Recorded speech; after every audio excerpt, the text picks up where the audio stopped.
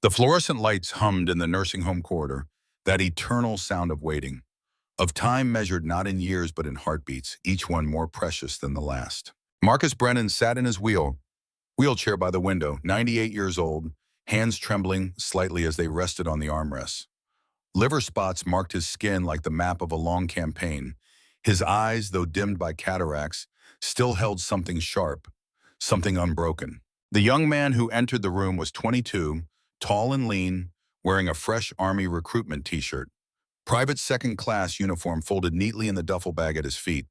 This was Jacob, great-grandson, blood of his blood. The boy stood in the doorway, uncertain. The old man turned his head slowly, joint by joint, decade by decade of accumulated pain moving with him. "Sit down, Jacob." The voice was thin now, reedy, but it carried command. Jacob sat. "You asked me once if I had regrets." Mark's fingers curled slowly on the armrest. "About the war, about the things I did." Jacob leaned forward. "Grandpa Mark, you don't have to. I need to tell you this. Before you go, before you put on that uniform and make promises you'll have to keep."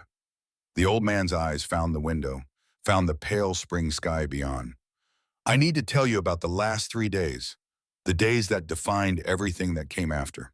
Outside, a bird sang. Inside, the past breathed. It was May 1945. I was 58 years old. Old for a soldier, ancient for a tank commander, but the war had a way of keeping you longer than you planned, longer than you wanted. Mark's hand moved to his chest, where beneath the thin cotton of his shirt, an old photograph rested in his breast pocket, worn soft as cloth from 60 years of carrying. "Let me tell you about the last mission, the one that taught me what it means to be a man." The room fell quiet except for the hum of lights, the distant murmur of other lives being lived, other stories being remembered. And Marcus Brennan began to speak. 40 years earlier, May 1945, somewhere in liberated Germany. The morning came cold and gray, the kind of dawn that felt like ash in your mouth. Colonel Marcus Brennan sat alone in what had once been a German schoolhouse, now serving as temporary American headquarters. The classroom still smelled of chalk dust and children, though the children were long gone, evacuated or dead or scattered like leaves before a storm. On the desk before him lay a letter, creased from folding and unfolding, from reading by lamplight when sleep would not come. The handwriting was young, uncertain, full of hope that Marcus no longer felt he deserved. "Dear Dad, Mrs. Henderson says you'll be home soon now that Hitler is dead. Is it true? Will you really come home? I miss you. Grandma says I'm the man of the house now, since David died. But I don't feel like a man. I'm just scared all the time. Scared you won't come back either. Please come home, Dad, please." Marcus folded the letter with hands that had learned to be gentle despite 3 years of violence. His son was 16. His other son, David, had died at 19 on some godforsaken island in the Pacific, shot through the chest while storming a beach whose name Marcus could never remember. His wife, Sarah, had died of cancer in 1943 while Marcus was in North Africa, and he had not been there to hold her hand. The mathematics of loss, the algebra of grief. He was 58 years old, and he was tired in ways that sleep could not cure. The door opened without ceremony. Lieutenant Colonel Thompson entered, a man 20 years younger who somehow looked older. The weight of staff work, Marcus thought, the burden of sending other men to die from behind a desk. "Mark," Thompson's voice was careful, "we need to talk." Marcus gestured to the empty chair. "Bad news or worse news?" "Complicated news." Thompson sat, pulled out a folder, spread papers across the desk like a dealer laying out a losing hand. "There's a situation in Pilsen. Pilsen is Soviet territory. Yalta Agreement, not our problem." "Normally, yes." Thompson tapped a map, his finger finding the small town near the Czech border. "But we've received intelligence that approximately 2,000 German civilians, mostly women and children, are trapped there, being held by an SS unit that refuses to surrender." Marcus felt something cold settle in his stomach. "The war is over, Thompson. Germany surrendered 3 days ago." Apparently, nobody told these SS fanatics. Thompson's jaw tightened.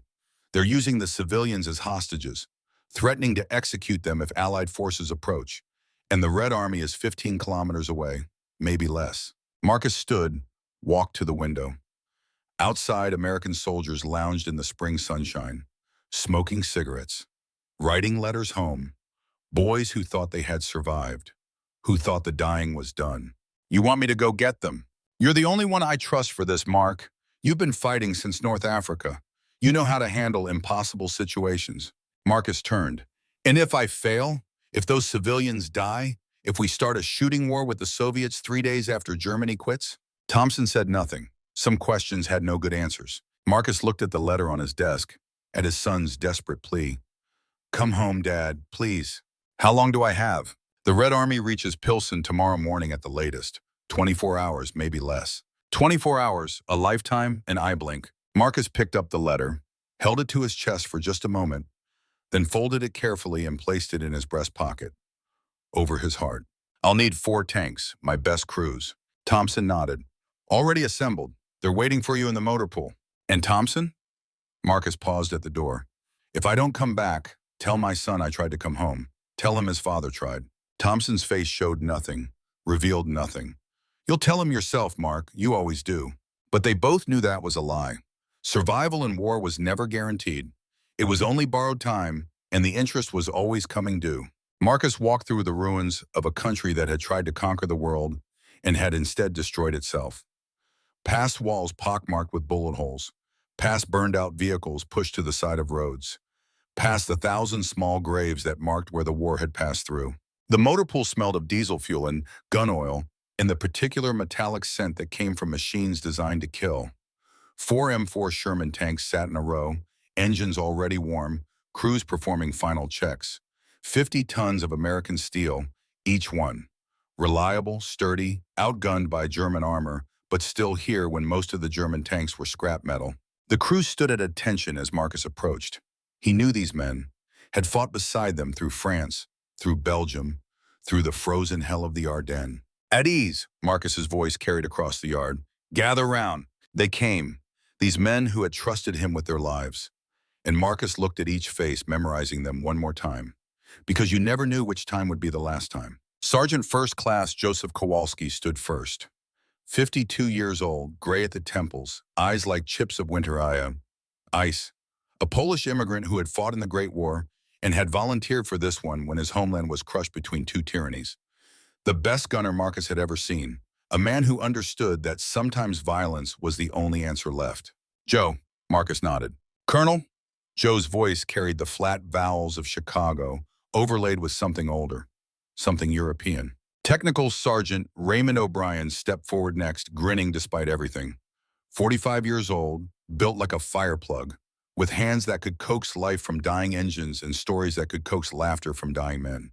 Father of 5 daughters back in Philadelphia, husband to a woman named Mary who wrote him letters every single day. Ray, Colonel, where are we headed this time? Someplace we shouldn't be going. Ray's grin widened. My favorite kind of mission. Staff Sergeant William Hayes came next, moving with the careful precision of a man who had seen too much. 38 years old, former civilian medic, deeply religious until the war had beaten the faith out of him, one corpse at a time. He still carried a Bible in his pack. He just didn't open it anymore. Doc. Marcus used the nickname everyone used, though Hayes was not technically a medic. Colonel Brennan? Doc's eyes were haunted, always haunted. And finally, Corporal Tommy Sullivan, 19 years old, the baby of the crew, fresh-faced and still believing in things like justice and righteousness and the American way. A farm boy from Iowa who had arrived in Europe 2 weeks before Germany surrendered, convinced he had missed all the fighting, convinced he was lucky. Tommy? Sir, the boy's salute was parade ground perfect. Marcus returned it, then let his hand fall. Listen carefully. We're going into Pilsen. 2,000 civilians are trapped there, held by SS holdouts who don't seem to understand the war is over. Our job is to get those people out before the Red Army arrives and the situation becomes a diplomatic nightmare. Sir, isn't Pilsen supposed to be Soviet territory? Tommy's voice was uncertain. It is, which is why this mission is officially off the books. High Command can deny they ever sent us if things go wrong. Marcus met each man's eyes in turn. If anyone wants to opt out, now's the time. No shame in it. The war is over. You've all done your part. Nobody moved. Joe spoke first, his voice flat. My family was from Poland, Colonel. I know what happens to civilians caught between armies. I'm in. Ray shrugged. Got 5 daughters at home. Can't face them if I left 2,000 other people's kids to die. I'm in. Doc was silent for a long moment, his hand moving unconsciously to the pocket where his Bible rested. Maybe this is how I make up for the ones I couldn't save. I'm in. Tommy straightened his shoulders. I didn't come all this way to sit out the last mission. I'm in, sir. Marcus felt something expand in his chest. Pride, yes, but also grief because he was leading these good men into danger one more time, because he could not seem to stop. All right then, mount up. We roll out in 20 minutes. The men dispersed to their tanks. Marcus walked to his own command tank, the one he had ridden from Normandy to here, the one that had been christened Liberty's Last by a crew member who was now dead, killed by a German 88 at the Battle of the Bulge. The name still seemed prophetic. Marcus climbed onto the tank's hull, his joints protesting. 58 was old for this work, too old, but someone had to do it, and he could not ask these men to go somewhere he would not lead. He pulled himself into the commander's cupola, settled into the seat that had become as familiar as his own skin. The interior of the tank smelled of sweat and cordite and stale air, home in its way. Joe was already at his gunner's position, checking the breech of the 75mm main gun. Ray sat in the driver's seat, his hands resting lightly on the controls. Doc loaded ammunition, his movements economical and precise. Tommy manned the radio, adjusting frequencies. Everybody ready? Marcus called down. A chorus of affirmatives rose up. Then let's go bring some people home. The engine roared to life, that deep diesel rumble that you felt in your bones. The tank lurched forward, tracks clanking, and 3 other Shermans fell into formation behind. 4 tanks, 20 men, 2,000 lives hanging in the balance. The countryside they passed through looked peaceful in the pale spring light, fields waiting to be planted, villages with white flags hanging from windows. A war that had burned across Europe for 6 years was finally ending. But not quite yet. Not for Marcus Brennan and his crew, not for 2,000 people who needed saving. They drove for 2 hours in tactical silence, passing through American checkpoints with papers that said they were on a reconnaissance mission. No mention of Pilsen, no mention of defying the Yalta Agreement, no mention of potentially starting World War III before World War II had properly finished. The forest grew thicker as they approached the border between American and Soviet zones. Darker, the trees here were old growth, untouched by artillery, and they closed in like cathedral walls. Tommy's voice crackled over the radio. Colonel, I'm picking up something on the Soviet frequency. Marcus stiffened. What is it? Russian. I can't understand it, but there's a lot of traffic. They sound urgent. Joe spoke up, his voice flat. I speak Russian, Colonel, from before I came to America. Let me listen. Marcus switched on the channel. Russian voices filled the tank, rapid fire overlapping. Joe listened intently, his face carved from stone. After a moment, Joe turned to Marcus. They're closer than we thought, maybe 10 kilometers. And they're talking about Pilsen, about American forces violating the agreement. They know we're coming? They know someone is. They've been watching the roads. Marcus felt the cold settle deeper in his gut. Can we make it to Pilsen before they cut us off? Joe shrugged. Maybe, if we're lucky, if they're slow. Ray's voice drifted up from the driver's seat. Never been lucky before. Don't see why we'd start now. Doc said nothing. He was praying, Marcus realized, moving his lips in silent words to a God he claimed not to believe in anymore. Tommy looked scared. Good. Fear kept you sharp. Fear kept you alive. All tanks increase speed, Marcus ordered over the radio. We're racing the Red Army now. The Shermans surged forward, engines roaring, tracks chewing up the dirt road. The forest blurred past. The afternoon light slanted through the trees at angles that seemed wrong, ominous. And then they heard it, a sound every tanker knew, a sound that made your blood run cold. The high-pitched whine of an aircraft engine. Aircraft! Joe's shout was urgent. Coming from the east. Marcus swung the cupola around, searching the sky. There, silhouetted against the clouds, a single fighter plane. But not German. The silhouette was wrong. That's a Yak-9, Joe said, his voice tight. Soviet fighter. The plane dove low, passing directly over their column. So close Marcus could see the red star on its fuselage. Could see the pilot's face behind the canopy. The plane did not fire. It circled once, then banked east and disappeared. Reconnaissance, Joe said. They know exactly where we are now. Marcus grabbed the radio. All tanks, battle stations. We proceed as planned, but expect contact with Soviet forces. Rules of engagement. Do not fire unless fired upon. I repeat, do not fire first. And if they fire first? Ray asked. Marcus closed his eyes for just a moment. Saw his son's letter. saw Sarah's grave that he had never visited, saw the faces of all the men who had died under his command. Then we defend ourselves and pray we don't start a war. The tanks pushed on. The forest gave way to open country, fields scarred by old fighting, farmhouses with their roofs blown off, and ahead, rising from the valley floor, the spires and rooftops of Pilsen. They were close now, so close. And that was when everything changed. The radio crackled to life, not Soviet frequencies this time. American. A voice Marcus recognized. Thompson. Liberty 6, this is command. Abort mission. I say again, abort mission immediately. Marcus's hand froze on the radio. Command, say again? New orders from Schaeff. The Pilsen situation is now considered a Soviet internal matter per Yalta Agreement. All American forces are to withdraw immediately. That is a direct order, Liberty 6. Abort and return to base. The tank rolled on while Marcus stared at the radio handset.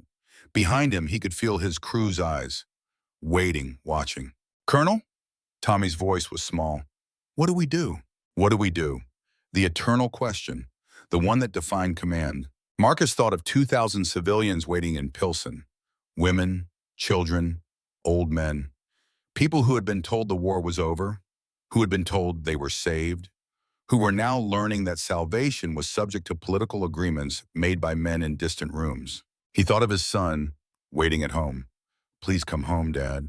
He thought of his oath, to protect, to serve, to do what was right. Marcus keyed the radio. Command, this is Liberty 6. Radio transmission is breaking up. Unable to comply. We'll proceed with original mission parameters. Silence on the other end. Then Thompson's voice, resigned, almost sad. Mark, don't do this. If you proceed, you're on your own, no support, no backup. And if this goes wrong, we'll deny everything. You understand what I'm saying? I understand perfectly, Command. You'll be court-martialed if you survive this. I can live with that. I can't live with abandoning 2,000 people to die. Another long silence. Then so quietly, Marcus almost missed it. Good luck, Mark, and God help you. The radio went dead. Marcus set down the handset, looked at his crew. 4 men watching him with faces that showed everything and nothing. We're disobeying a direct order, Marcus said quietly. We're violating international agreements. If we proceed, we're criminals. If we turn back, we're abandoning people who need us. Joe spoke first. What did you tell us, Colonel? First day we joined your crew? You said we weren't fighting for politicians or flags. We were fighting for the person standing next to us. For the people who couldn't fight for themselves. This is different, Joe. This could mean it's not different. Joe's voice was iron. It's exactly the same, just with more paperwork. Ray laughed, a sound like breaking glass. Hell, Colonel, I've been breaking rules my whole life. Might as well break a few more before I retire. Doc looked up from his Bible. I stopped believing in God, but I never stopped believing in right and wrong. This is right. Tommy swallowed hard. My dad always said a man's word is his bond. We said we'd save those people, so we saved them. Marcus felt tears sting his eyes. Old man tears, tears he could not afford. All right then, we continue, but understand this. He looked at each man in turn. We're on our own now, no support, no cavalry coming, just us and our oath. And if we die out here, history might remember us as criminals instead of heroes. Joe smiled, a thin, cold smile. History is written by whoever's left alive to write it, Colonel. Let's make sure that's us. The tanks rolled forward, toward Pilsen, toward 2,000 lives hanging in the balance, toward whatever came next. Marcus pulled out his son's letter one more time. Read those desperate words. Please come home, Dad. I'm trying, son, he whispered to the photograph in his pocket. I'm trying. The afternoon sun was beginning its descent as the tanks crested a hill and Pilsen came fully into view. The town was small, picturesque in that Central European way, with church spires and cobblestone streets and buildings that had stood for centuries. Smoke rose from several locations. Marcus raised his binoculars, scanned the streets. Empty, completely empty. Not a single civilian visible. Not a single soldier, just smoke and silence and the creeping sense that something was very, very wrong.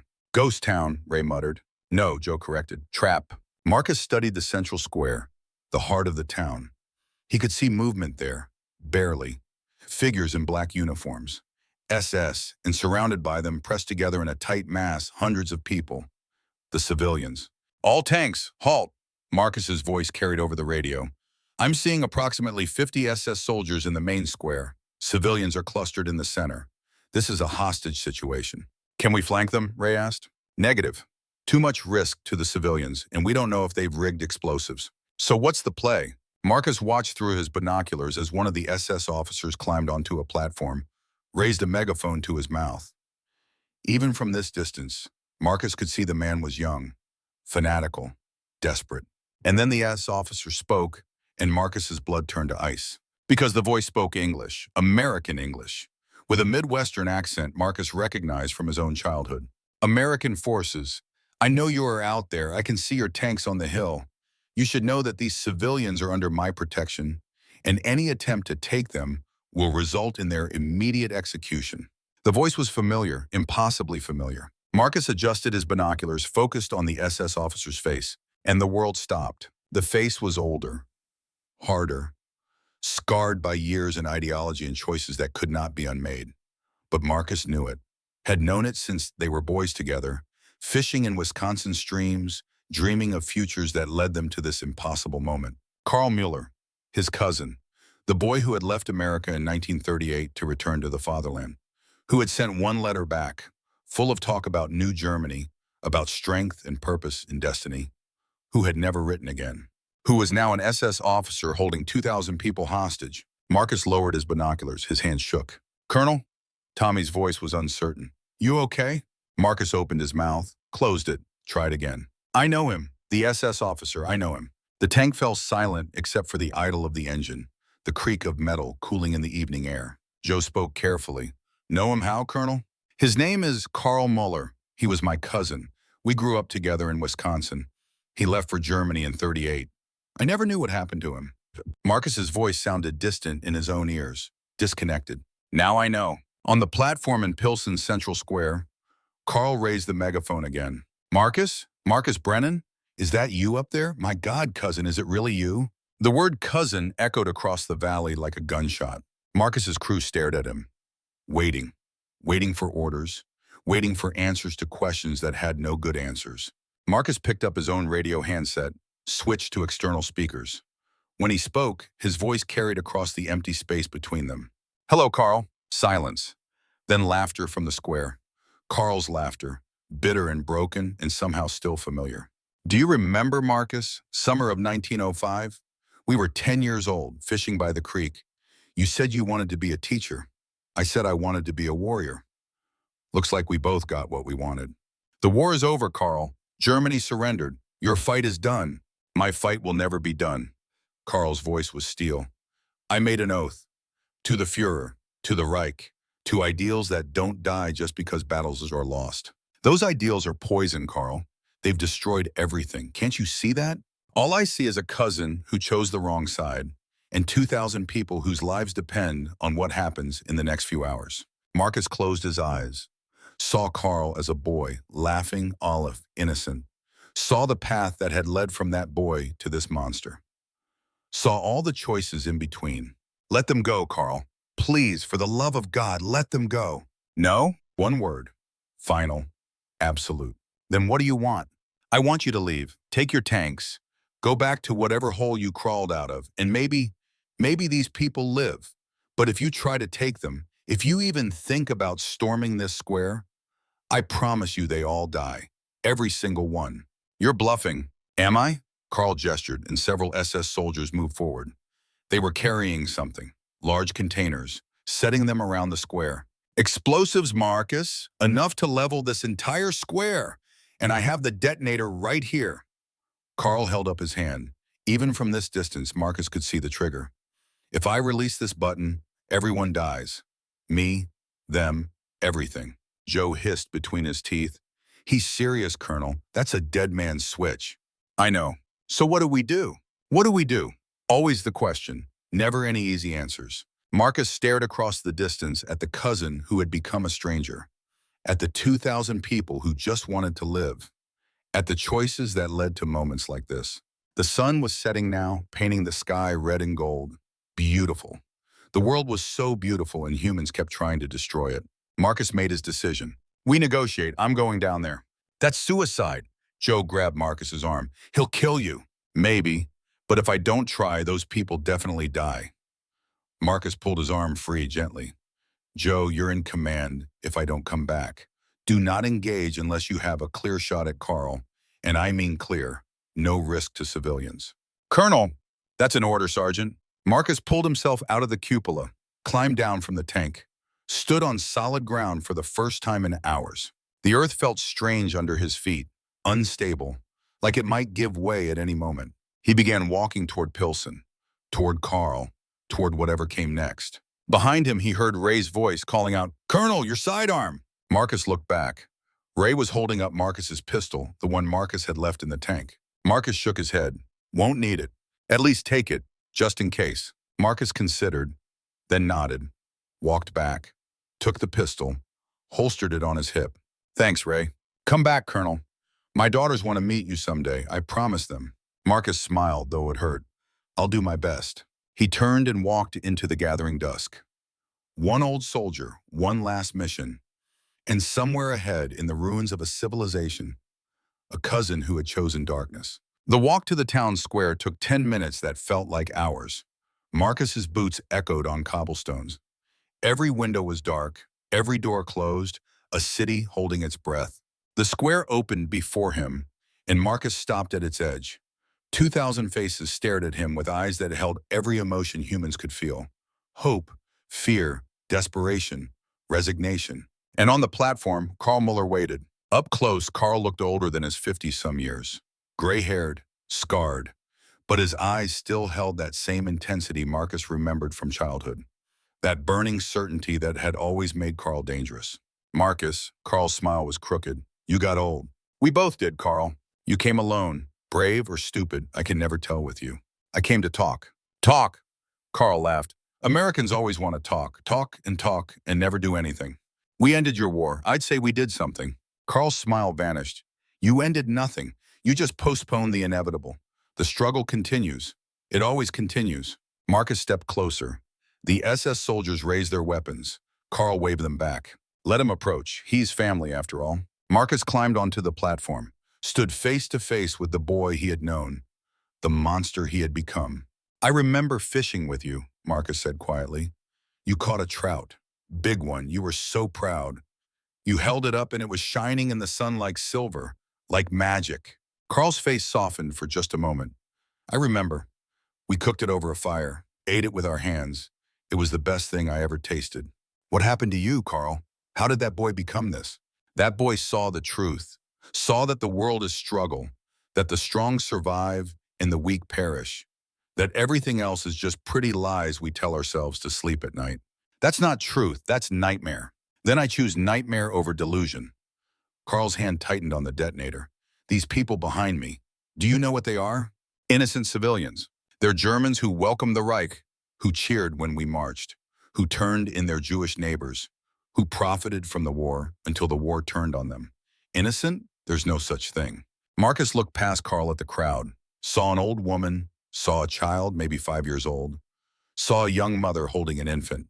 That baby isn't guilty of anything. That baby will grow up in a world we created, for better or worse. Who's to say what they'll become? "So you'll kill them on the chance they might become what you are?" Carl flinched. "Don't." "Why not? Truth hurt? You want truth, cousin? Here's truth. You and I were exactly the same. We both chose violence. We both killed for our beliefs. The only difference is you wear the right uniform and I wear the wrong one. But the blood on our hands is the same color." Marcus felt the words like a blow because there was truth in them. Bitter, awful truth. "Maybe," Marcus said slowly, "maybe we both chose violence. But I chose it to protect. You chose it to destroy. That's the difference, Carl. That's always been the difference." Pretty words from a pretty philosophy, but in the end, we're both just old men covered in the blood of the young. They stood in silence, these two cousins, separated by choices in years and an ocean of pain. Then Carl spoke again, softer now. "Do you remember what you said to me the day I left for Germany? You were at the train station. You hugged me goodbye." Marcus did remember. "I said I hoped you'd find what you were looking for."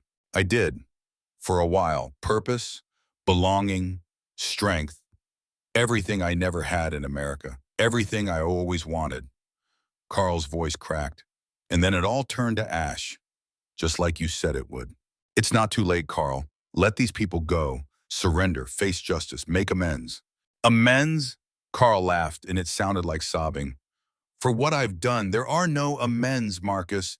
There's just the end, and I get to choose how mine comes. He raised the detonator higher. So here's the deal, cousin. You leave, take your tanks, go back to your American dream, and maybe I let these people live. Maybe, or you can stay and watch them die. Your choice. Marcus felt the pistol heavy on his hip. Could draw it, could shoot Carl, could try. But the detonator would trigger. The square would explode. Everyone would die. No good options, only bad ones and worse ones. Marcus opened his mouth to speak, and that was when they heard it, the sound that changed everything. The deep rumble of diesel engines, many engines, coming from the east. Soviet tanks. Carl's face went white. They're early. They're not supposed to be here yet. Marcus turned.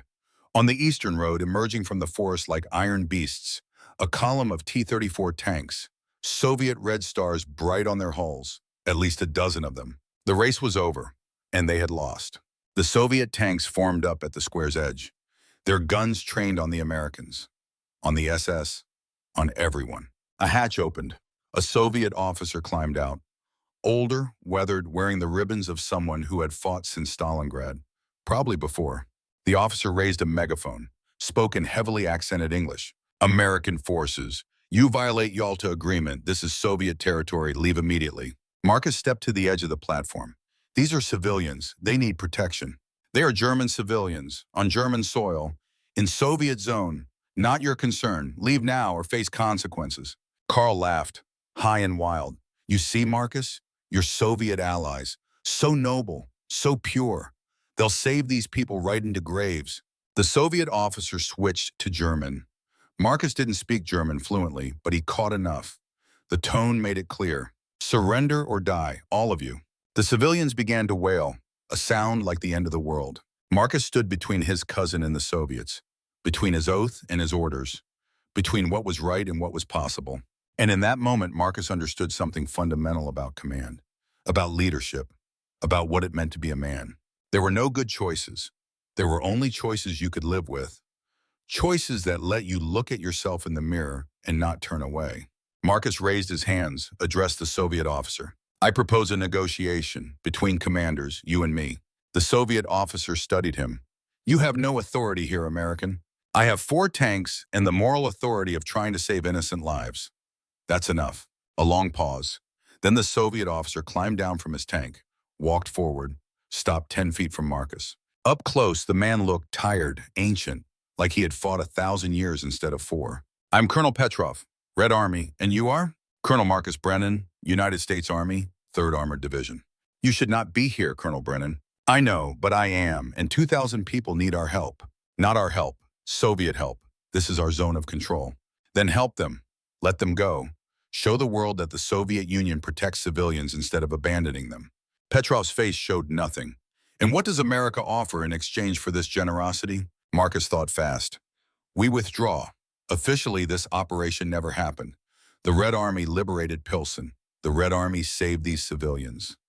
You get the credit, the glory, the propaganda victory. Behind him, Marcus heard Carl's sharp intake of breath. Petrov considered. And the SS? Leave them to Soviet justice. You would abandon your mission, your rescue? If it means these people live, yes. Petrov studied Marcus for a long moment. Then he spoke in Russian. Marcus didn't understand the words, but he understood the tone. Respect. You are either very brave or very foolish, Colonel Brennan. Possibly both. Petrov looked past Marcus at Carl, at the SS soldiers, at the detonator. But I see you understand the reality of our situation. Very well, I accept your proposal, on one condition. Name it. You give me Hauptsturmführer Muller, alive if possible, dead if necessary. Kremlin wants SS officers for trials. Marcus felt Carl's eyes burning into his back. He's my cousin, Marcus said quietly. I know. I heard. Petrov's face was stone. Choose, Colonel, your family or these strangers, but choose quickly. My orders are to secure Pilsen, with or without American cooperation. Marcus turned, looked at Carl, at the detonator still clutched in his hand, at the explosives placed around the square. Carl, Marcus said, you have one chance. Put down the detonator, surrender, face trial, live. Carl smiled. sad and broken. You really think they'll give me a fair trial, cousin? You really believe in justice that much? I believe in mercy, in redemption, in second chances. Then you're a fool. There are no second chances for men like me. Only endings. Carl's finger tightened on the detonator trigger, and Marcus understood, in that terrible moment, what was about to happen. Carl was going to detonate, was going to kill everyone rather than surrender. Time slowed. Marcus saw everything with crystal clarity. He saw his hand moving to his pistol, saw Carl's finger tightening, saw the 2,000 faces behind them, saw his own death coming and accepting it. And then, impossibly, another sound split the air. Aircraft engine, close, getting closer. Everyone looked up. A German Me-109 fighter streaked across the sky at low altitude. So low Marcus could read the markings, could see the pilot, and the plane opened fire. Not at the Americans, not at the Soviets. At the platform where Carl stood, the bullets stitched across the wooden boards, splintered wood, ricocheting metal. Carl dove aside, the detonator flying from his hand. Marcus lunged, caught the detonator before it hit the ground, closed his fist around it, keeping the trigger depressed, keeping everyone alive for one more second. The Me-109 circled, then made a hard landing on the road outside town. Emergency landing, crash landing. The pilot climbed out, took off his helmet. An older man, 50-something, wearing Luftwaffe insignia. He staggered toward the square, hands raised, shouting in German. Petrov barked an order. Soviet soldiers moved to intercept the pilot. But Petrov held up a hand, stopped them. Listened to what the pilot was saying. Then Petrov spoke to Marcus, his voice carefully neutral. The pilot says Hauptsturmführer Muller is insane. Says Muller has been holding pilot's family hostage to force him to fight. Wife and daughter are in the crowd. The pilot wishes to surrender to Allied forces and ask for asylum. Marcus looked at the pilot, at the desperation in his face, at Carl lying on the platform, stunned but alive. The pilot spotted his family in the crowd, his wife, his daughter. They were crying, reaching for him. Marcus made his final decision. He handed the detonator to Petrov. Keep this safe, don't let go. Then he walked to Carl, extended his hand. Get up, cousin, it's over. Carl looked at the hand, at Marcus, at the ruins of everything he had believed in. You're arresting me?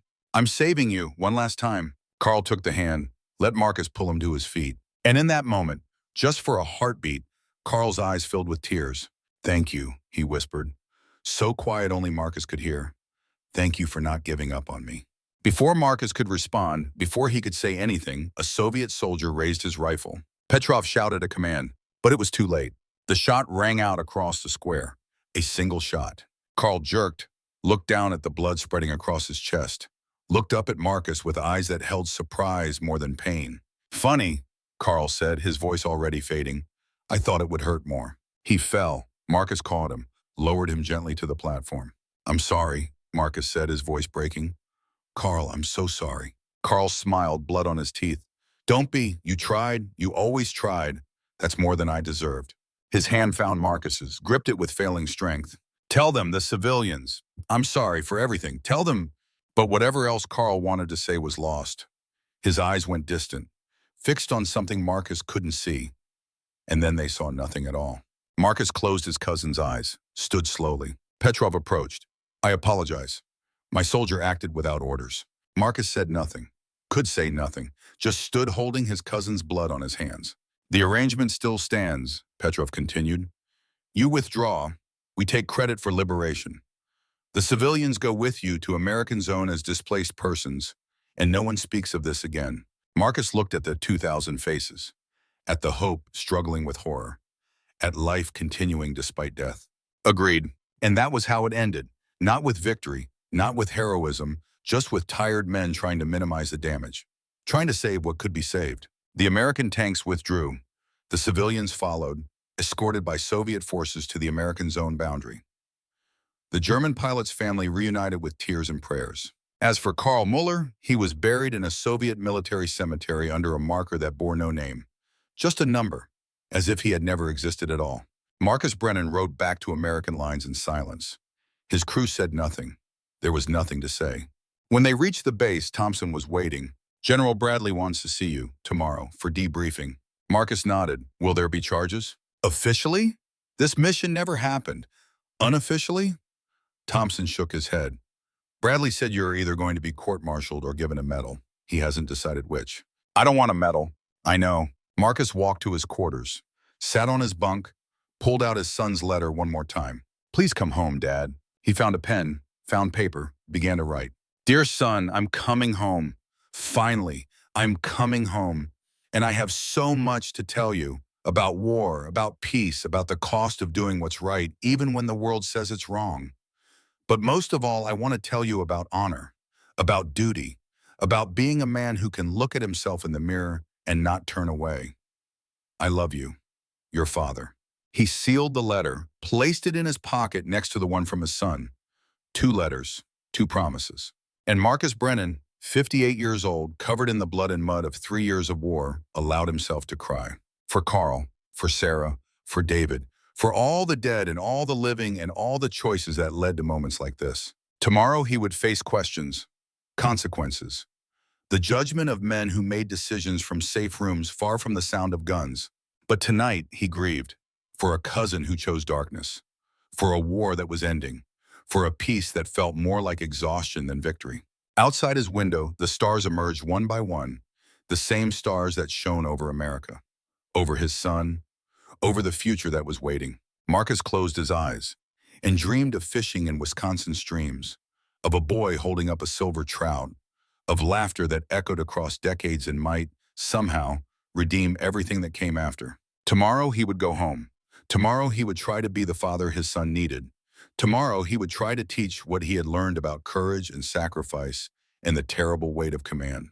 But tonight, he was just a man who had tried to save 2,000 lives and had paid the price in blood and sorrow. And that would have to be enough. The nursing home room had grown darker as Marcus spoke.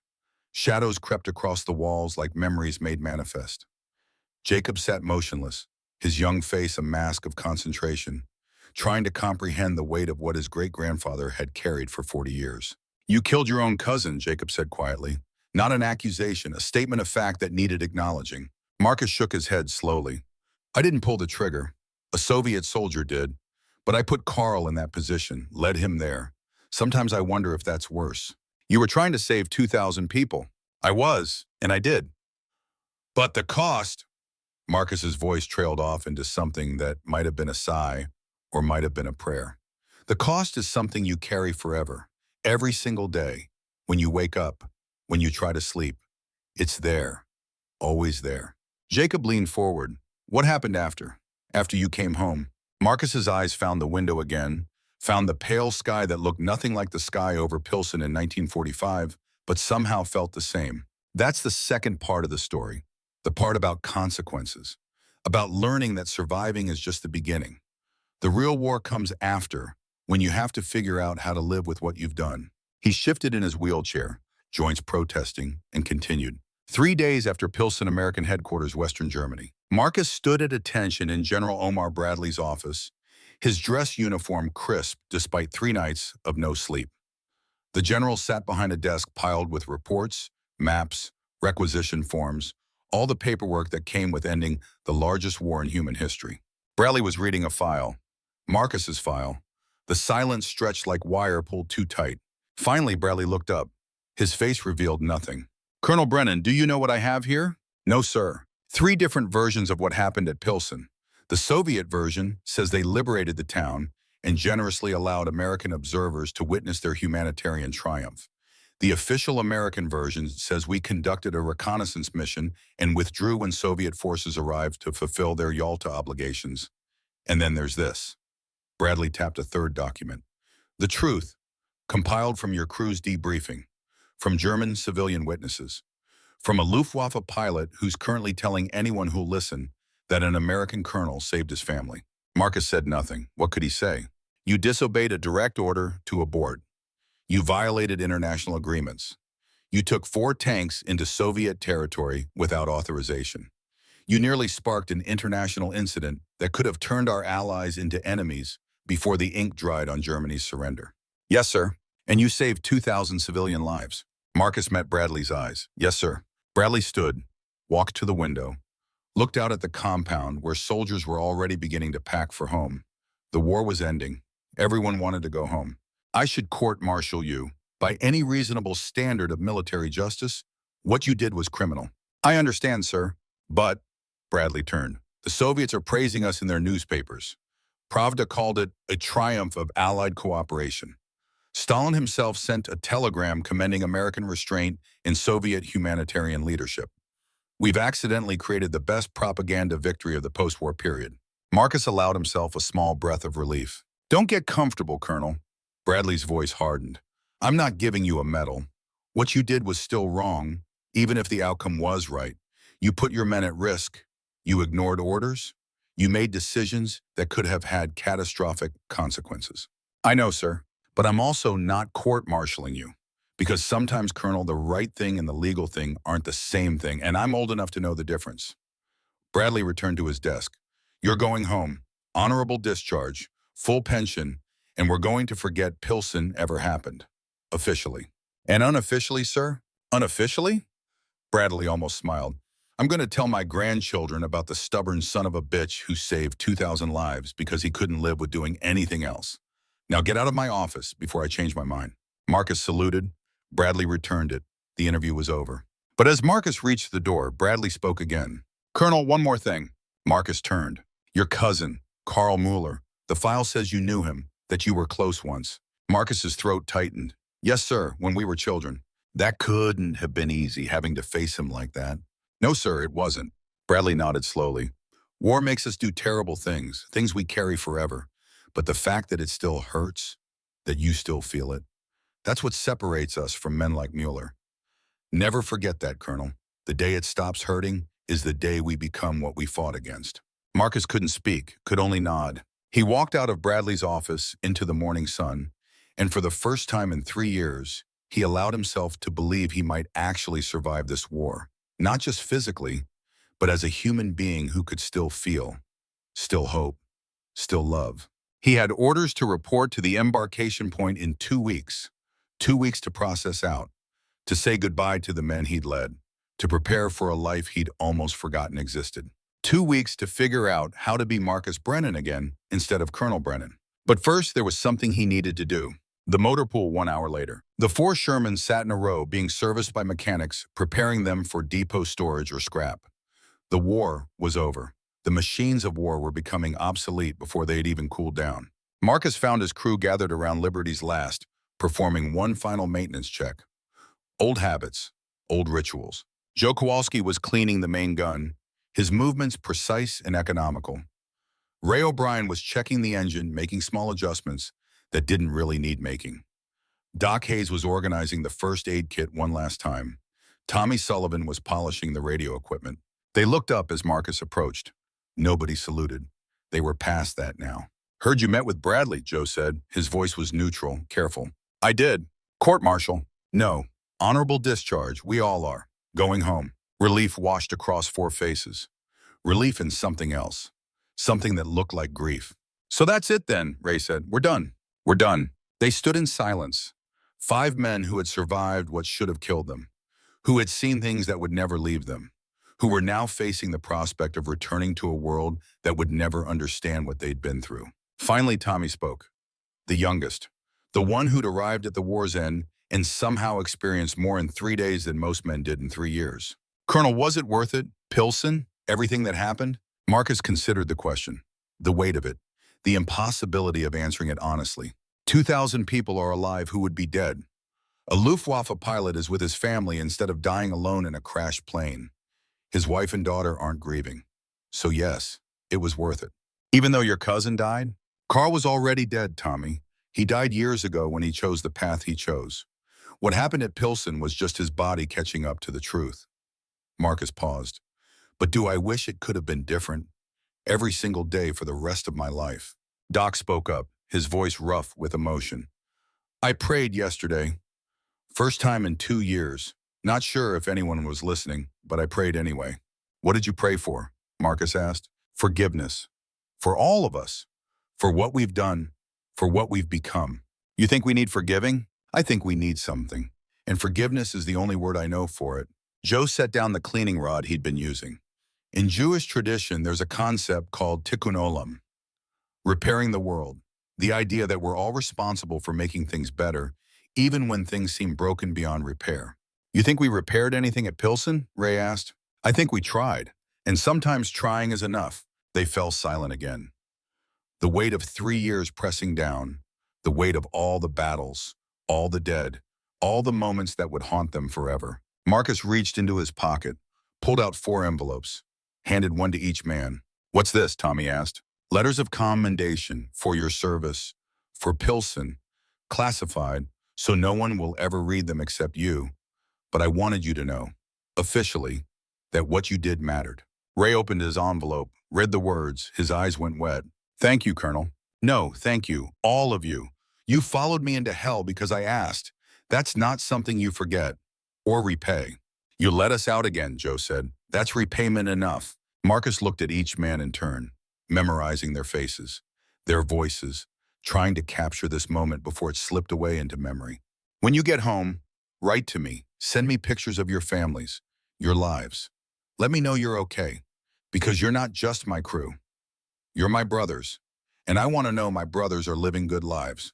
"We will, Colonel," Tommy promised. "We'll stay in touch." But Marcus knew that was probably a lie. Not a malicious one. Just the kind of lie soldiers told each other when facing goodbye. Because staying in touch meant staying in the past. And most men wanted to run from the past as fast as they could. He shook each man's hand, pulled them into embraces that would have been unthinkable 3 years ago when they were all strangers brought together by war. And then he walked away from Liberty's last for the final time. Walked away from the machine that had kept him alive. That had become more home than any building. Behind him, he heard Ray's voice calling out one last time. "Colonel, when you see your son, tell him his dad's a hero." Marcus turned, smiled through tears he didn't bother hiding. "I'll tell him his dad did his best. That's the only kind of hero that matters."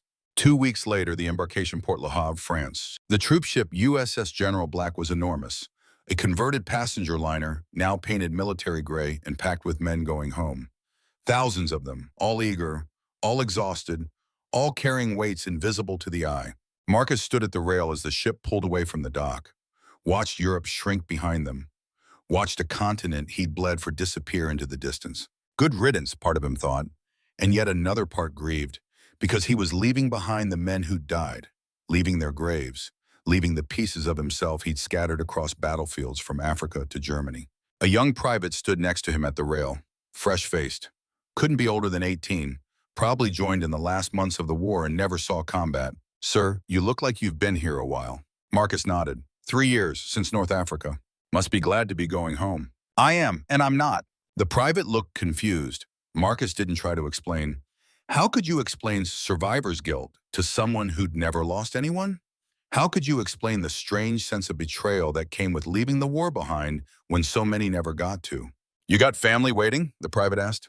"A son, 16 years old. Haven't seen him in 3 years. Bet he can't wait to see you." Marcus hoped that was true. But he worried that his son wouldn't recognize him. That the man who came home would be too different from the man who'd left. That the war had changed him in ways that couldn't be changed back. The private wandered off. Marcus stayed at the rail, watching the sun set over the Atlantic, painting the sky in colors that reminded him of fire, of burning cities, of tracer rounds streaking through darkness. A voice beside him. "Mind if I join you?" Marcus turned. It was an army chaplain, collar bright against his uniform. Father O'Malley, according to his name tag. "Free country, Father, or so they tell me." O'Malley smiled. "You look like a man with something on his mind." "Is that your professional opinion?" "It's what I see. Been doing this long enough to recognize the look." Marcus studied the chaplain. Late 40s. Old enough to have seen the First War. Young enough to have survived this one in some rear echelon posting where the worst danger was paperwork cuts. "I killed my cousin," Marcus said abruptly, surprising himself. "Well, someone else pulled the trigger, but I put him in the position where it happened." O'Malley didn't flinch, didn't look shocked, just nodded slowly. "German?" "American. He went back to the fatherland before the war, joined the SS. By the time I found him, he was holding civilians hostage, threatening to kill them all. And you stopped him." "The Soviets stopped him with a bullet. But you saved the civilians." 2,000 of them, yes." O'Malley was quiet for a moment. Then he spoke, his voice gentle. "Do you believe in God, Colonel?" Marcus laughed bitterly. "Not sure God believes in me, Father, not after what I've seen, what I've done." "That's not how it works. God doesn't stop believing in us just because we lose faith. That's the whole point of grace." Grace. Marcus tasted the word. It felt foreign, like something from another language. I don't feel very graceful. None of us do. That's why it's called grace instead of earned. It's not about what you feel. It's about what you choose. And you chose to save people, even at great personal cost. I also chose to lead my cousin into a situation where he died. Did you pull the trigger? No, but no buts, Colonel. You can't control what other people do. You can only control yourself, your choices, your actions. And from what you've told me, your choices saved 2,000 lives. Marcus wanted to believe that, wanted to accept absolution, but the weight on his chest wouldn't lift. I keep seeing his face, Carl, the moment the bullet hit, the surprise in his eyes. He looked at me like he was asking why, and I had no answer. Maybe there is no answer. Maybe some things just are tragic, painful, necessary, all at the same time. That's not very comforting, Father. Comfort isn't my job. Truth is, and the truth is that war makes us do things we can't undo, forces choices we can't take back. But that doesn't make us monsters. It makes us human, fallible, broken, and still trying our best. Marcus gripped the rail tighter. What if my best wasn't good enough? Whose best ever is? We do what we can with what we have in the moment we're given. That's all God asks. That's all anyone can ask. The chaplain placed a hand on Marcus's shoulder. You're going home to your son. He needs you. Not the perfect father, not the hero without scars, just you, the man who tried, the man who kept trying even when it hurt. That's the father he needs. O'Malley walked away, leaving Marcus alone with the sunset in his thoughts. The ship plowed through dark water, toward home, toward a life Marcus barely remembered, toward a son who deserved better than a father haunted by ghosts. But it was the father he had, the only one he could be. Marcus closed his eyes, made a promise to Carl's memory, to Sarah's, to David's, to all the dead who would never come home. I will try. I will keep trying. I will live a life that honors your sacrifice, even if I don't understand it, even if it hurts. I will try. The wind picked up, cold, sharp, smelling of salt and distance and the vast emptiness between what was and what might be. Marcus opened his eyes. The sun had set completely now. Stars were emerging one by one, like hope reasserting itself against the dark. He thought of his son's letter, folded in his pocket, worn soft from reading. Please come home, Dad. I'm coming, Marcus whispered to the night. I'm coming home. 10 days later, Wisconsin home. The house looked smaller than Marcus remembered. Or maybe he had grown larger, not in body but in experience, in the weight of things carried. He stood on the sidewalk, duffel bag in hand, uniform crisp, metals bright. A returning hero. That's what the telegram had said. Your father is coming home, a hero. But Marcus didn't feel like a hero. He felt like a man who had survived when others didn't, like a ghost wearing his own skin. The front door opened, and there was his son. James was 16 now, but he looked older, taller, broader in the shoulders, growing into manhood while Marcus had been gone. The boy Marcus had left was becoming a man Marcus didn't know.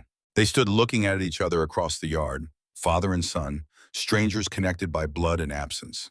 Then James moved, ran down the steps, crashed into Marcus with the full force of 16 years of fear and hope and desperate need. Dad, you came back. You really came back. Marcus dropped his duffel, wrapped his arms around his son, felt the boy trembling. Or maybe that was Marcus trembling. Hard to tell where one ended and the other began. I promised I would. I always keep my promises. David didn't come back. The words were muffled against Marcus's chest, but they hit like artillery shells. I know, son, I know. They stood there in the yard, holding each other, two broken people trying to figure out how to be whole again. Finally, James pulled back, wiped his eyes, tried to smile. Grandma made dinner, your favorite, pot roast. That sounds perfect. They walked inside together. The house smelled of cooking food and old wood and memories. Sarah's mother was in the kitchen, gray-haired and tired, but smiling. She hugged Marcus gently. Welcome home, Marcus. Thank you, Martha. Thank you for taking care of James. He's my grandson. Where else would I be? They sat down to dinner. Pot roast, mashed potatoes, green beans, foods Marcus had dreamed about in frozen foxholes and sweltering tanks. Foods that tasted like home. But the conversation was stilted. Careful, everyone dancing around the things they couldn't say. The grief, the trauma, the empty chair where Sarah should have been, where David should have been. Finally, James broke the silence. Dad, did you kill people? Marcus set down his fork. Martha made a small sound of protest. James, that's not appropriate. It's okay, Martha. Marcus looked at his son, at the need for truth in those young eyes. Yes, I killed people. That's what soldiers do in war. Does it bother you? Every single day. But you had to do it, right? To stop Hitler, to save people. Marcus thought about Carl, about the weight of that choice, about all the choices that seemed necessary at the time. I thought I had to, and maybe I did. But that doesn't make it easy. Doesn't make it right. It just makes it done. James absorbed this. Are you glad you went to war? No, but I'm glad I tried to do the right thing, even when it was hard, especially when it was hard. Will you tell me about it? About what you did? Marcus looked at his son, at the hunger for understanding, for connection, for some way to bridge the years of absence. Someday, when you're older, when you're ready to understand that war isn't heroic, it's just necessary. And sometimes even necessary things break us. Are you broken, Dad? The question hung in the air like smoke. Marcus reached across the table, took his son's hand. Yes, but I'm here, and I'm trying to heal, and having you helps. You help more than you know. James squeezed his father's hand, and in that moment, Marcus felt the first crack in the wall he'd built around his heart. The first hint that maybe, possibly, he could learn to be human again. That night, Marcus lay in his old bed, in his old room, everything familiar and foreign at once, like visiting a museum of his former life. He couldn't sleep, kept seeing Carl's face, kept hearing the sound of that Soviet rifle, kept feeling the weight of choices that couldn't be unmade. A soft knock at the door. Dad, are you awake? Come in, James. His son entered, wearing pajamas, looking young again in the dim light. I can't sleep. Keep thinking about David, about how he's never coming home. Marcus sat up, patted the bed beside him. James sat. I think about him too, every day. Do you think he was scared when he died? Marcus chose his words carefully. Probably, fear is natural. But I like to think he was also brave. That he did what needed doing even though he was afraid. That's what courage is. Not the absence of fear. It's action despite fear. Is that what you did in the war? I tried. Didn't always succeed, but I tried. James leaned against his father's shoulder. I was so scared you wouldn't come back. That I'd lose you too. That I'd be alone. You're not alone. You'll never be alone. I'm here, and I'm staying. Promise? Promise. I've fought my last war, son. From now on, my job is being your father. Teaching you. Helping you become the man you're meant to be.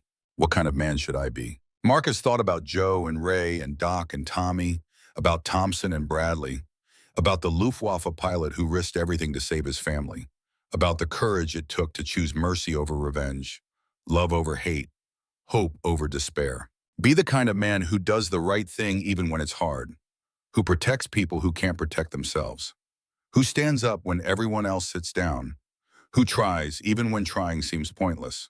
Like you. Marcus smiled sadly. Better than me. Learn from my mistakes. Be the man I tried to be instead of the man I became. They sat together in the darkness, father and son, both carrying weights too heavy for one person, both learning that shared weight was lighter than weight carried alone. Dad? Yes. I'm glad you're home. So am I, son. So am I. 3 months later, late summer 1945, Marcus had settled into a routine, teaching at the local high school, history, his old profession, talking about wars that had ended decades ago, to students who couldn't imagine the war that had just ended. James was back in school, making friends, playing baseball, slowly returning to normal, or what passed for normal in a world that had been shattered and was still figuring out how to heal. The letters from his crew came sporadically. Ray had made it home to Philadelphia and his 5 daughters, who had wrapped him in love and case and life. Joe was back in Chicago, working in a factory, staying busy, staying sane. Doc had gone to medical school, using the GI Bill, trying to save lives instead of taking them. Tommy had returned to his farm in Iowa and was courting a girl from church. They were all trying to build lives from the rubble of what they'd been through. Marcus was trying too, but some nights the ghosts were louder than the present. He was grading papers one evening when the phone rang. Martha answered. Marcus, it's for you, long distance. Marcus picked up the receiver. Hello? Colonel Brennan? A woman's voice, accented, German. Yes? My name is Greta Schneider. You saved my family, at Pilsen. My husband was the Luftwaffe pilot who, I remember. Marcus's heart rate picked up. Is he okay? Are you okay? We are in America now. displaced persons camp in New York. But we are alive because of you. I wanted to thank you, to tell you that my daughter is starting school next week. My husband is learning English. We are building a life, and it's because you gave us that chance. Marcus felt tears sting his eyes. I'm so glad you're safe. My husband wants to speak with you. One moment, please. Rustling. Then a man's voice. Heinrich Schneider, the pilot who had risked everything. Colonel Brennan, I don't know how to thank you. You gave me back my family, my life, everything. You earned it, Heinrich. You made the right choice when it mattered. We both did. And I wanted you to know, we will remember. My daughter, we are teaching her about you, about the American officer who chose mercy, who saved us when he could have left us to die. I did what anyone would do. No, you did what only the bravest would do, and we will never forget. They talked for a few more minutes about hope, about new beginnings, about the possibility that even from the ashes of war, something good could grow. When Marcus hung up, James was standing in the doorway. Who was that? Someone I helped during the war, a family. They're safe now, starting over. Does that make you feel better about what happened? Marcus considered. A little. It doesn't erase the pain, doesn't bring back the dead, but it reminds me why we fought, why some choices, even the hardest ones, are worth making. James came into the room, sat down across from his father. I want to understand, Dad. I want to know what you went through, not just the facts, the feelings. Marcus looked at his son, at the young man he was becoming, at the hunger for truth and meaning that burned in those eyes. All right, I'll tell you, but not everything at once. Some stories need time, need the right moment. When will the right moment be? When you're ready to hear about the cost of doing right, about the weight of command, about choosing between bad options and worse options, about living with consequences you can't undo. I think I'm ready now, Marcus smiled. You're getting there, but give it time. Let yourself grow a little more, and when you're ready, really ready, I'll tell you everything. About Pilsen, about Carl, about what it means to be a man who stands in the gap when no one else will. James nodded. I'll wait, but I want to know. I need to know. You will, I promise, just like I promised to come home. That night, after James had gone to bed, Marcus walked out into the backyard. The stars were bright overhead, the same stars that had shone over battlefields, over graves, over moments of grace and horror that existed side by side. He thought about Carl, about the boy they'd both been, about the men they'd become, about the choices that led them down different paths. He thought about the 2,000 lives saved at Pilsen, about the cost in blood and guilt and sleepless nights. He thought about his crew, scattered now, living their lives, carrying their own weights, connected by shared trauma and shared triumph. And he thought about his son, about the future, about the possibility that maybe, just maybe, the next generation could learn from the mistakes of this one, could build something better from the ruins left behind. Marcus pulled out the letters he carried, one from his son, asking him to come home, one he'd written back, promising to try. He'd kept that promise, and he'd keep trying every day for as long as he had left, because that's what survivors did. They kept trying, kept hoping, kept believing that the cost of their survival meant something, that the dead hadn't died for nothing, that the world could be better if good men refused to give up. The wind picked up. Marcus closed his eyes, and for just a moment, he could almost hear them. Joe, Ray, Doc, Tommy, Carl, Sarah, David, all the voices of the past whispering the same message. Live, live well, live fully, make it mean something. I will, Marcus promised the night. I swear I will. And for the first time since coming home, that promise felt like something he might actually be able to keep. The light in the nursing home had shifted to late afternoon gold, that particular slant that made everything look both beautiful and temporary. Jacob sat forward in his chair, hands clasped, completely absorbed in his great-grandfather's story. Marcus had been speaking for hours now. His voice was thin, wavering, but it carried the weight of decades, the weight of truth. So you came home, Jacob said. You survived. You healed. Marcus shook his head slowly. Survival isn't the same as healing. I came home. I built a life. But healing? That took years, decades, and even now I'm not sure it's complete. But you raised Dad. You were a teacher. You lived a good life. I tried. That's all any of us can do. Try. Marcus shifted in his wheelchair, looking out at the fading day. Let me tell you about the third part. The longest part, the part about learning to live with what you've done, about legacy, about what we leave behind when we're gone. Jacob pulled his chair closer. I'm listening, Grandpa. Marcus smiled, thin and fragile.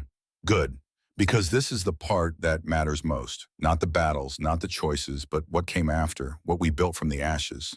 5 years later, spring 1950, Wisconsin. James was 21 now, a man by any measure. Tall, serious, with his father's eyes and his mother's gentle heart. He'd finished high school, started college, was thinking about becoming a teacher like his father. They sat on the back porch, watching the sun set, drinking coffee the way Marcus had learned to drink it in the war. Strong, black, hot enough to burn. Dad, I need to talk to you about something. Marcus recognized the tone, the careful preparation, the weight behind the words. What is it, son? Korea, the war there. It's getting worse. They're saying we might send troops, and I've been thinking about enlisting. Marcus's cup stopped halfway to his lips. He set it down carefully, giving himself time to think. Time to choose his words. Why? Because it's the right thing to do. Because men like you did it when you were needed. Because I want to serve. You want to serve, or you want to prove something? James flinched. What is that supposed to mean? It means I've seen too many young men go to war for the wrong reasons. For glory, for adventure, for escape, and I've buried too many of them. That's not fair. You went, you fought. Why shouldn't I? Marcus stood, walked to the porch rail, looked out at the yard where his son had played as a child, where Sarah had planted flowers that still bloomed every spring without her. I went because I thought I had to, because Pearl Harbor made it clear we had no choice. But Korea? He turned back to James. Korea is different. It's not our country being attacked. It's politics. It's containment. It's ideologies fighting proxy wars using other people's children. But isn't that what you said war was always about? Protecting people who can't protect themselves? Sometimes. But other times it's just old men sending young men to die for ideas that don't matter outside a conference room. Marcus sat back down. James, I'm not saying don't serve. I'm saying understand what you're signing up for. Understand that war doesn't make you a man. It just breaks the man you already are and hopes you can put the pieces back together after. James was quiet for the long moment. You never told me the whole story about Pilsen, about what happened there. You said you would when I was ready. And you think you're ready now? I'm 21. I'm old enough to die for my country. I think I'm old enough to hear about yours. Marcus looked at his son, at the determination in his face, at the need to understand what his father had carried all these years. All right, come inside. This story requires something stronger than coffee. They sat in Marcus's study, a room lined with books and memories. Marcus poured 2 glasses of whiskey, slid one across the desk to his son. This is the story of the last 3 days of my war, the days that defined everything that came after. And he told it, all of it. The mission to Pilsen, the order to abort, the choice to continue, finding Carl, the standoff, the Soviet arrival, Carl's death, the 2,000 lives saved at a cost Marcus was still paying. James listened without interrupting. His face showed everything: horror, pride, grief, understanding. When Marcus finished, the whiskey was gone and the night had fully fallen. You killed your own cousin, James said quietly. A Soviet soldier killed him, but yes, I put him in that position. To save 2,000 people. Yes. Then it was worth it. Marcus shook his head. That's what everyone says. That's what I tell myself. But James, I see Carl's face every night. I hear his last words. Thank you for not giving up on me. And then he died. So was it worth it? I honestly don't know. But you'd do it again if you had to. Marcus met his son's eyes. Yes, because the alternative was worse. But that doesn't mean I'm at peace with it. Peace isn't something you earn. It's something you make every day with the life you live after. James absorbed this. Is that why you teach? Why you spend so much time with your students? You're trying to make peace? I'm trying to make sure they understand that war isn't glorious, that violence isn't the answer to everything, that the real courage is choosing not to fight when you could, choosing mercy when vengeance is easier. But sometimes you have to fight. Sometimes, but not as often as we think, and never without understanding the bond. Marcus leaned forward. If you're going to enlist, do it with your eyes open. Do it knowing you might not come back. Do it knowing that if you do come back, you'll be carrying things you can't put down. And do it anyway because you believe it's right, not because you think it'll make you a man. James nodded slowly. I need to think about this. Good. Think hard. Talk to people who've been there. Talk to Joe Kowalski if you can find him. Talk to Doc Hayes. They'll tell you things I can't, things I won't, because they survived different versions of the same hell. Will you be angry if I enlist? Marcus felt his chest tighten. No, terrified, proud, hopeful, all at once, but not angry, never angry at you for choosing your own path. They sat together in the study until the clock struck midnight. Father and son, two men wrestling with questions that had no easy answers. Finally, James stood. Thank you for telling me, for trusting me with the truth. You're my son. You deserve the truth, even when it's hard, especially when it's hard. James paused at the door. Dad, do you regret it? The war, all of it? Marcus considered. I regret the cost, the dead, the trauma, the loss. But do I regret trying to do right? No, never. And that's what you need to figure out. Not whether you'll regret the war, but whether you'll regret not trying when you were called. James nodded and left. Marcus sat alone with his memories and his ghosts, hoping he'd said enough, hoping his son would make the right choice, whatever that was. 2 weeks later, James didn't enlist, not then. He stayed in college, finished his degree, became a teacher, like his father. And Marcus felt relief so profound it made him weak. But the war came anyway. Korea escalated, men were drafted, boys became soldiers. The cycle continued, and Marcus watched from his classroom, teaching history to students who thought war was something that happened in books, something distant and romantic and heroic. He tried to tell them different, tried to explain that war was mud and fear and loss. But they were young, they didn't understand, wouldn't understand until they experienced it themselves. One afternoon in 1970, a letter arrived. The handwriting was shaky but familiar. Marcus opened it carefully. Dear Colonel Brennan, this is Joe Kowalski. I hope this letter finds you well. I'm writing because I'm dying. Cancer. The doctors give me 6 months. And before I go, I wanted to say thank you for leading us, for bringing us home, for showing us what courage really means. I never forgot Pilsen, never forgot what you did. You saved 2,000 lives that day. But you also saved 4 men in your crew, saved us from becoming what the war wanted us to be. Monsters, killers without conscience. You kept us human, and I'm grateful for that every day. Your friend always, Joe. Marcus read the letter 3 times, then he picked up the phone, called information, got a number for Chicago, dialed. A woman's voice answered. Hello, is this Mrs. Kowalski? Yes, who's calling? My name is Marcus Brennan. I served with Joe. I just got his letter. A sharp intake of breath. Colonel Brennan, Joe talks about you all the time. Please hold on. I'll get him. Rustling, movement. Then a voice, thin, weak, but unmistakably Joe. Colonel? Hello, Joe. You got my letter. I did. And I'm calling to tell you that you're wrong. Sir, you said I saved you, but Joe, you saved me. All of you, every day. By trusting me, by following me, by showing me what loyalty looks like. I'm the one who should be grateful. Silence on the line. Then a sound that might have been crying or laughing or both. Thank you, Colonel. That means more than you know. They talked for an hour about the war, about after, about families and trust and the ordinary miracle of surviving long enough to grow old. About Pilsen and the weight they still carried and the hope that it meant something. When Marcus hung up, he was crying. Martha found him at the kitchen table, letter in hand, tears streaming down his face. Marcus, what's wrong? Joe's dying, one of my crew, the best gunner I ever knew. And I can't save him, can't fix it, can't do anything but watch him go. Martha sat beside him, took his hand. You already saved him, years ago, and he knows it. That's what matters. Is it enough? It has to be, because it's all we ever get. Marcus went to Joe's funeral in 1970, 25 years after the war ended.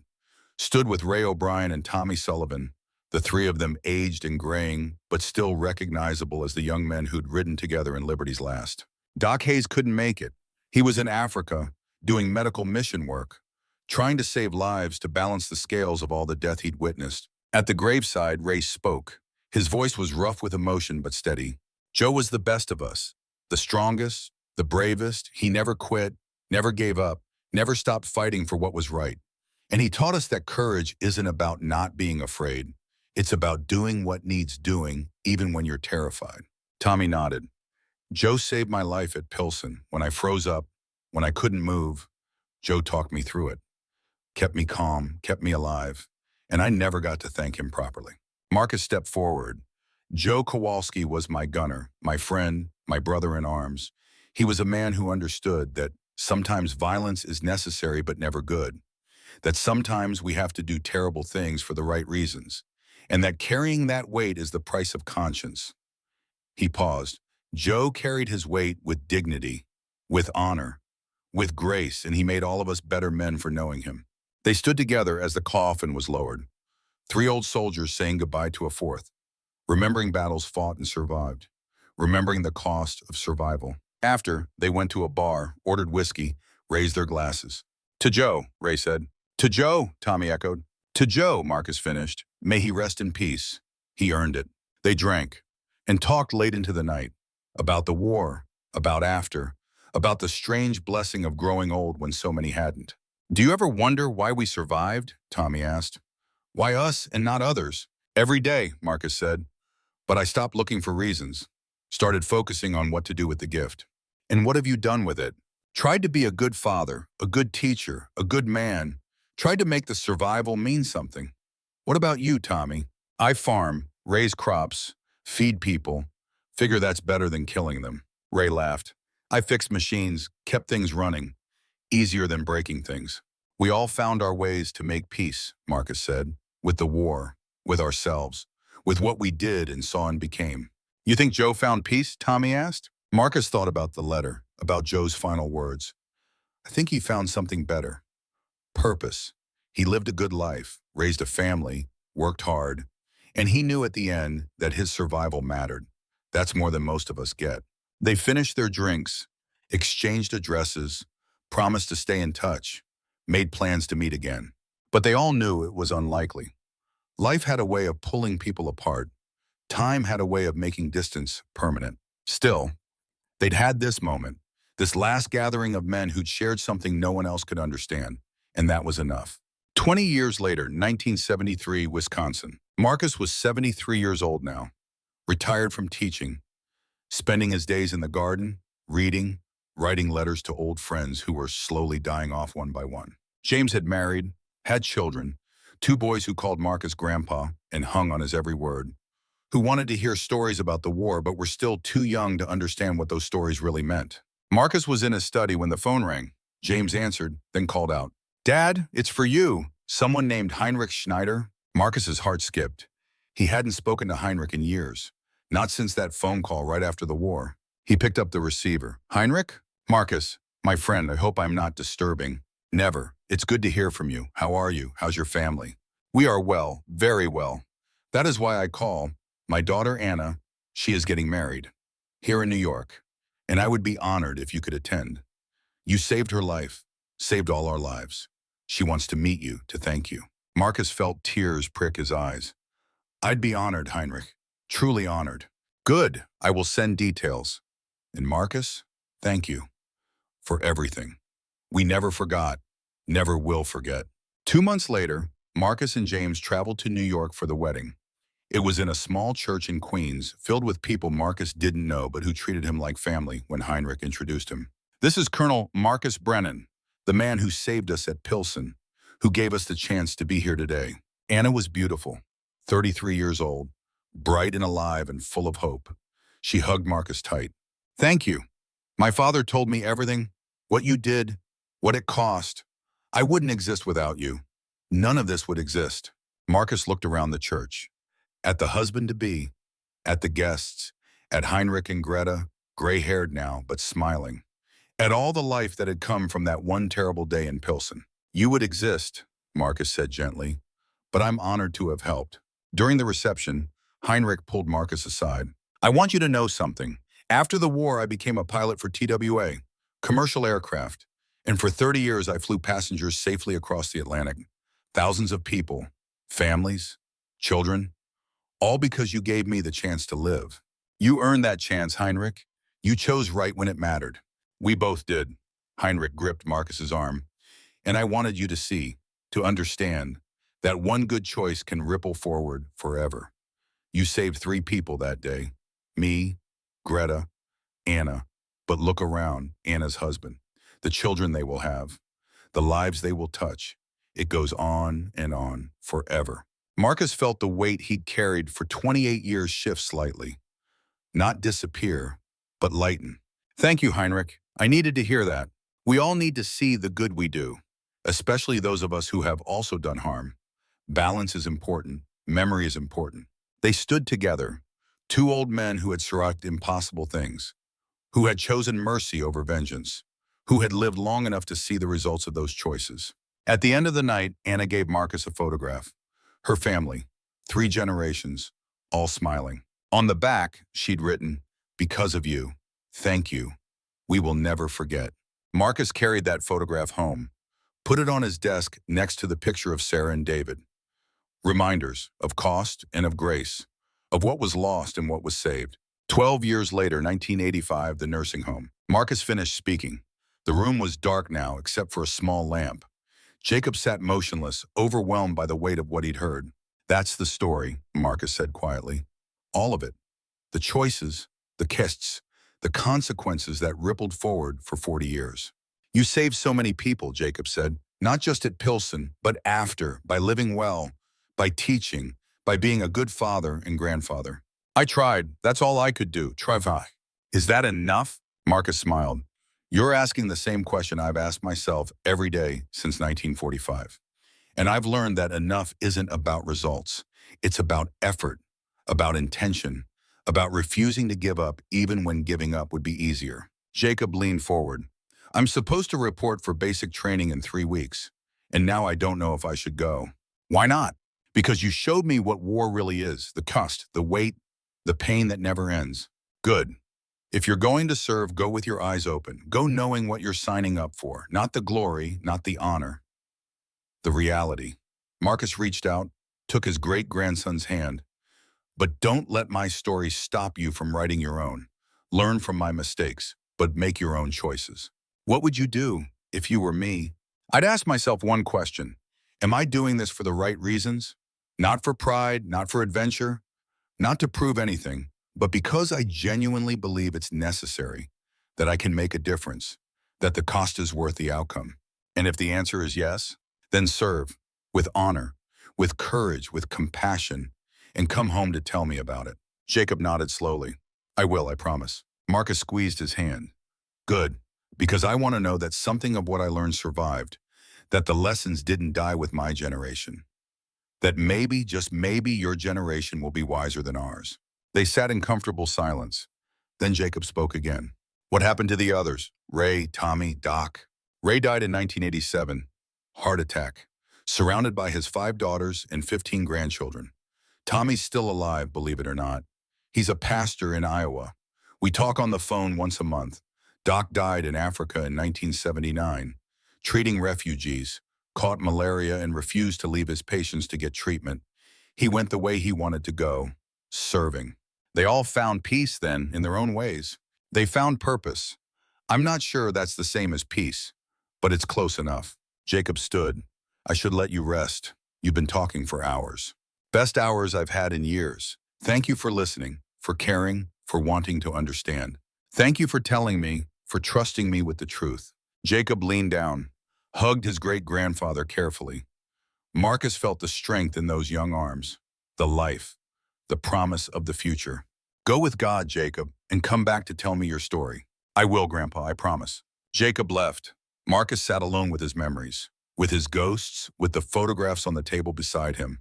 Sarah, David, Joe, Ray, Doc, Tommy, Carl, Heinrich, Anna, all the faces of his life, all the people who had shaped him, broken him, saved him, taught him. He picked up a pen, found paper, began to write. "To whoever finds this after I'm gone. My name is Marcus Brennan. I was a soldier, a father, a teacher, a man who tried his best and fell short more often than not. But I never stopped trying. This is my legacy, not the medals in a box somewhere, not the commendations in a file, but the lessons I learned at terrible cost. Lessons I hope might help someone avoid the mistakes I made. Lesson 1. Doing the right thing is rarely easy and almost never feels good. Do it anyway. Lesson 2. Leadership is responsibility, not privilege. If you command, accept that every failure is yours and every success belongs to those you lead. Lesson 3. War should be the last resort, never the first. Exhaust every other option before choosing violence. Lesson 4. The enemy is human. Never forget that. It doesn't mean you don't fight them, but it means you fight with honor and restraint. Lesson 5. Survival is not the same as living. If you survive, make it mean something. Live a life that honors those who didn't make it home. Lesson 6. Mercy is strength, not weakness. It takes more courage to spare than to kill. Lesson 7. You will carry the weight of your choices forever. Accept that weight. Let it make you better, not bitter. Lesson 8. Talk about what you've been through. Don't hide it. Don't let it fester. Find someone who will listen and tell them the truth. Lesson 9. Forgive yourself. Not because you deserve it, but because carrying guilt that serves no purpose only creates more suffering. Lesson 10. Love your family. Hold them close. Tell them the truth. Be the father, the husband, the grandfather you wish you'd had. That's the only victory that matters in the end. I learned these lessons through pain and loss and terrible choices. I hope you can learn them easier, cheaper, with less cost. And if you can't, if you have to walk through fire like I did, know this: you can survive. You can heal. You can build something good from the ashes of what you've been through. It won't be easy. It won't be quick, but it's possible. I'm proof. Marcus Brennan, Colonel, U.S. Army, retired teacher, father survivor, still trying even now. He folded the letter carefully, put it in an envelope, addressed it to Jacob. Then he leaned back in his wheelchair, closed his eyes, and let the memories wash over him one final time. He saw Joe, young and strong, manning the gun with perfect precision. He saw Ray, grinning despite everything, keeping them all sane with bad jokes and hope. He saw Doc, struggling with faith and doubt, choosing to heal instead of harm. He saw Tommy, frightened but brave, growing into manhood in the crucible of war. He saw Carl, both as a boy fishing by a creek and as a man dying on a platform, asking forgiveness with his last breath. He saw Sarah, beautiful and kind, stolen too soon by a disease that felt like betrayal. He saw David, forever young, forever 19, forever the boy who went to war and never came home. And he saw James, his son, his legacy, the good that came from all the pain. Marcus smiled, thin, tired, but genuine. He had tried. God knows he had tried. And maybe that was enough. Maybe trying was all anyone could ask. The room grew quieter, the lights softer, the world gentler. And Marcus Brennan, 98 years old, carrying 40 years of war and 40 years of peace, let himself rest. Epilogue. 1 month later, Jacob stood at Arlington National Cemetery. The funeral had been simple: military honors, flag presentation, taps played on a cold November morning. He held the letter his great-grandfather had written, the lessons, the truth, the legacy. Around him stood others who had come to pay respects. Tommy Sullivan, 99 years old, leaning on a cane but standing tall. Heinrich Schneider's daughter Anna, gray-haired now herself, with her own children and grandchildren. Former students of Marcus's, now middle-aged, who remembered a teacher who made history come alive by sharing his own. A military chaplain spoke. Colonel Marcus Brennan served his country with distinction. He led men through impossible circumstances. He made choices that cost him dearly, but he never stopped trying to do what was right. Never stopped believing that even in the darkest times, human decency could prevail. After the ceremony, Tommy approached Jacob. Your great-grandfather was the best man I ever knew. He saved my life, taught me what courage really means, and he never asked for anything in return except that we try to be better than we were. Anna added her voice. He saved my parents, gave them the chance to build a life, to have me, to create a family. Everything I am exists because of his choice to show mercy instead of turning away. Jacob looked at the grave marker. Simple, clean, just the facts. Marcus Jonathan Brennan, Colonel, United States Army, 1887 to 1985. Husband, father, teacher, he tried. Those last two words, chosen by Marcus himself, his final message, his legacy reduced to its essence. He tried. Not he succeeded. Not he triumphed. Not he conquered. Just he tried. Jacob understood now. That was the point. Not perfection, not glory, just the constant, grinding, exhausting effort to be better, to do right, to make the hard choices and live with the consequences. He tried. Jacob folded the letter, put it in his dress uniform pocket, over his heart. In 3 weeks, he would report for basic training, would begin his own journey, would face his own choices and carry his own weight.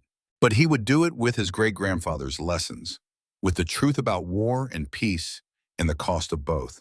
He would try, and in trying, he would honor the man who had shown him what trying really meant. As the crowd dispersed, Jacob stood alone for a moment longer, looking at the grave, at the simple words. "I'll try, Grandpa," he whispered. "I promise. I'll try."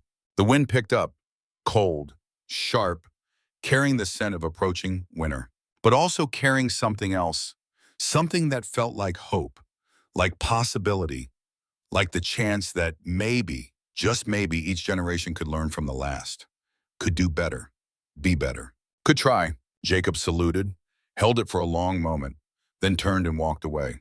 Behind him, the grave stood silent under the gray November sky, a marker for one man's life, one man's struggle, one man's legacy. He tried, and in the end, that was everything. The end.